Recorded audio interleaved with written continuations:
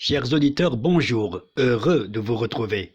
3 individus ont décroché hier samedi 24 avril 2021 le drapeau national du siège de l'ambassade du Maroc à Berlin. Le geste est certainement insultant envers tous les Marocains, parce que ces 3 individus qui ont fait irruption devant le siège de l'ambassade du Maroc à Berlin à bord d'un véhicule immatriculé en Belgique auraient pu faire le pire.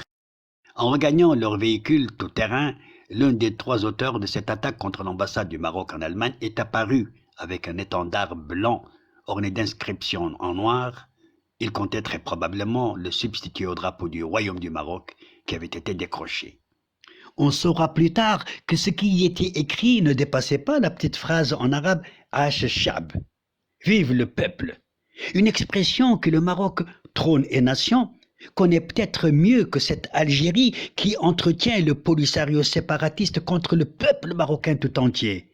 Car à son régime, le régime algérien, devrait-on peut-être aussi rappeler la révolution du roi et du peuple au royaume du Maroc, déclenchée le 20 août 1953, et cette révolution aurait-elle pu aboutir à l'indépendance du Maroc si le souverain n'était pas uni au peuple et inversement, dans une symbiose où chacune des deux parties lance constamment des vivas à l'autre?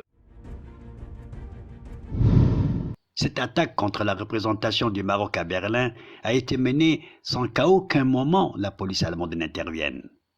Pourtant, le droit international exige des autorités allemandes de veiller à garantir l'inviolabilité des ambassades, en vertu de la Convention de Vienne sur les relations diplomatiques, adoptée en 1961.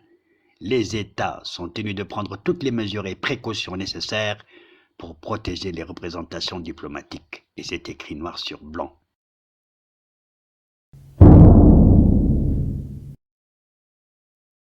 Les auteurs de ce délit ne devraient pas rester dans l'impunité car celle-ci encouragerait d'autres personnes aux mêmes actes.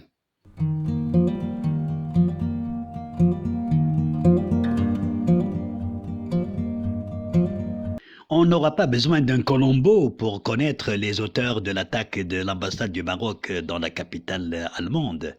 En effet, l'événement semble avoir une liaison directe avec l'importante décision surprise de Nasser Zefzavi, jusqu'ici autoproclamé meneur des manifestations du Rif, de renoncer à son titre de leader d'un Hirak mort-né. C'est ce que publie ce lundi 26 avril le journal en ligne Le 360, en se référant au quotidien Al-Akhbar. Le message plein d'amertume dénote une certaine prise de conscience de l'homme sur les visées sécessionnistes de ceux qui l'ont embarqué dans cette galère.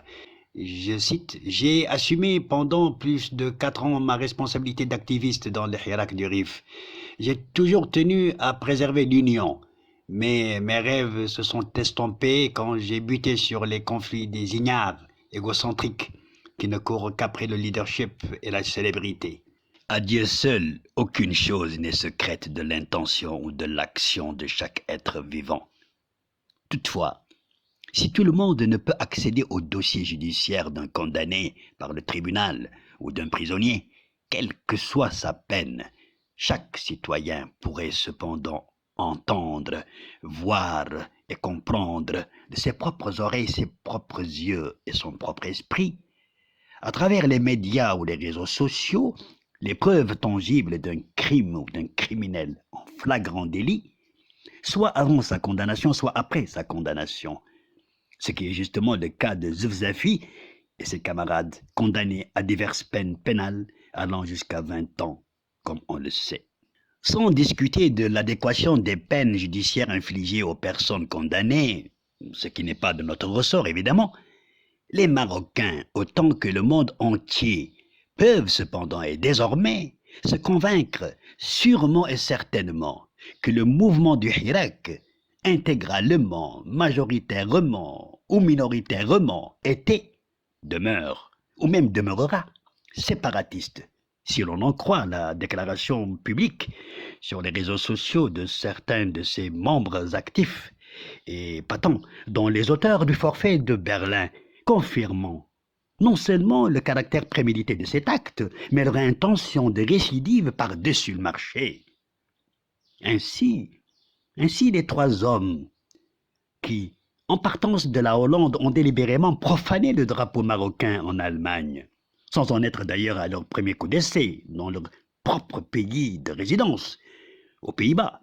Ces trois hommes-là ont finalement donné, le 24 avril dernier, par leur dernier acte en date, la dernière preuve crédible du caractère séparatiste du Hirak du Rif, en déversant la dernière goutte de patience de Nasser Zefzafi, d'où sa lettre de démission précitée, en tant que geste politique intelligent, certes, bien que tardif, du moins par les messages de mea culpa, de repentir qu'il semble porter vis-à-vis des séparatistes rifins.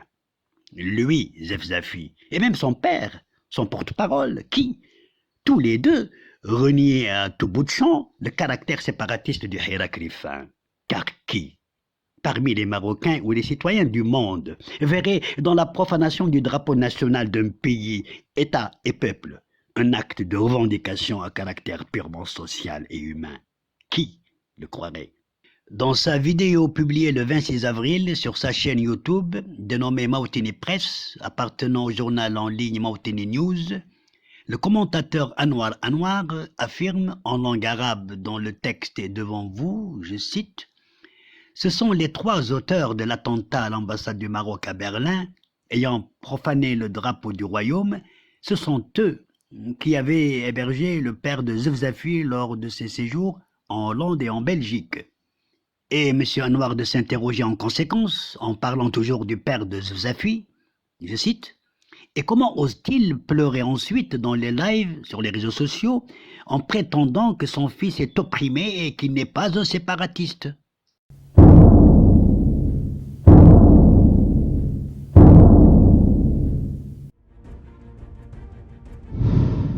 Mais faut-il souligner que cette manière d'attaquer l'État marocain n'est pas l'invention des séparatistes du Hirak en Europe?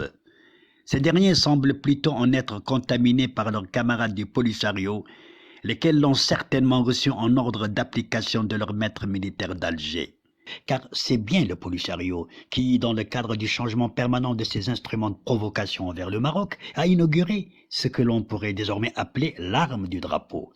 Une arme utilisée contre les ambassades et consulats du Maroc depuis l'inauguration de l'ouverture des consulats généraux étrangers à Laayoune et Dakhla, comme une réplique à la politique diplomatique marocaine.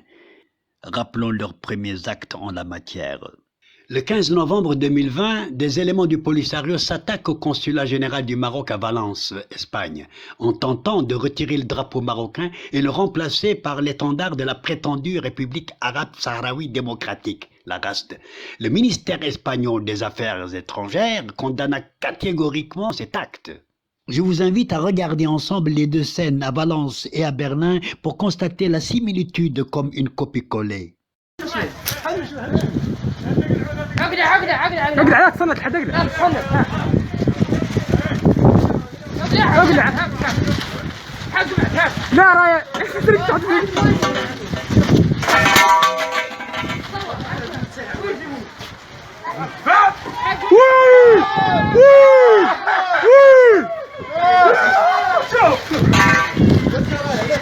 هاك هاك لا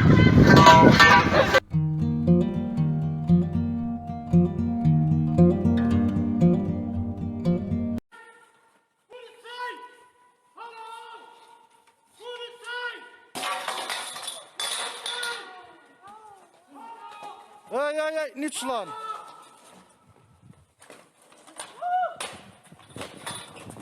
Ej.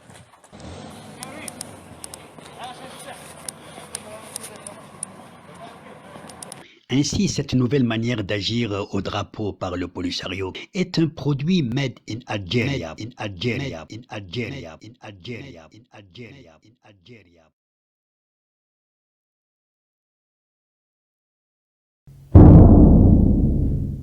La démission de Nasser Zefzafi n'a fait que confirmer les visées séparatistes de ceux qui se définissaient comme les architectes du Hirak du Rif aux Pays-Bas et ont arraché le drapeau national hissé sur l'ambassade du Maroc à Berlin. Parmi ces séparatistes se trouvait le dénommé K.A. qui a posté sur sa page Facebook une vidéo dans laquelle il reconnaît avoir profané le drapeau national. La profanation du drapeau marocain par les 3 individus du Hirak du Rif démontre cette fois plus que jamais et indubitablement, sans l'ombre d'un doute, qu'il s'agissait bien d'un mouvement séparatiste. Séparatiste sahraoui ou séparatiste rifin, c'est blanc bonnet ou bonnet blanc, car les deux mouvements se proclament contre l'unité nationale, tant territoriale que raciale, donc ennemis de la nation. De ce fait, l'attaque de l'ambassade marocaine à Berlin, dans l'état actuel des rapports entre Rabat et Berlin, ferait bien plaisir à Alger avant même le Polisario, comme si c'est ce dernier qui l'aurait commis sous instigation ou sur ordre des services de renseignement algériens. Ainsi, se trouvant parmi la jeunesse marocaine ou d'origine marocaine en Europe, une bonne partie des séparatistes sahraouis et rifins, polissariens et harakistes, généreusement recrutés et entraînés par le Hezbollah sous l'influence idéo-islamique chiite, se retrouvent en cohabitation sous les deux ailes irano-algériennes, soit dans le vieux continent, soit ailleurs. La complicité entre les séparatistes marocains des deux bords se croise comme deux mains croisées en Europe, à la faveur du Hezbollah, sous les auspices des Iraniens en Hollande, en Allemagne, en Belgique. Une complicité où chacun l'oriente dans la même direction, ne s'oppose pas au séparatisme de l'autre, quitte à balkaniser le Maroc pour leurs ambitions politiques égocentriques et celles de leur maître. L'on parlera désormais de schisme du Hirak du Rif, comme certains le dénomment d'ailleurs, en 3 tendances. Une tendance politique séparatiste publiquement fustigée par Zef Safi lui-même, une tendance à caractère social dans ses revendications non condamnées par Zef Safi évidemment, puisqu'il a toujours attribué ce caractère social au mouvement depuis le début, et enfin une tendance purement zefzafienne qui est celle faisant rupture avec tous ses camarades hirakistes, exprimant ainsi une démission purement et simplement de son rôle de chef de mouvement. Voilà ce qui changera certainement beaucoup de choses dans la dynamique du mouvement en question, propre à désarmer politiquement les séparatistes rifins installés en Europe, notamment en Belgique, en Hollande, en Allemagne et en France, bien sûr, car la tête du serpent du séparatisme, qu'il semblait vouloir exploiter, a grandement ouvert les yeux sur leur véritable destin politico-politicien, en se décapitant lui-même par une abdication des plus sages. Dont il est donc vrai, chers auditeurs, qu'à quelque chose malheur est bon, quelque chose à Berlin pour quelque chose au Maroc. À la prochaine vidéo si Dieu l'admet, je l'espère.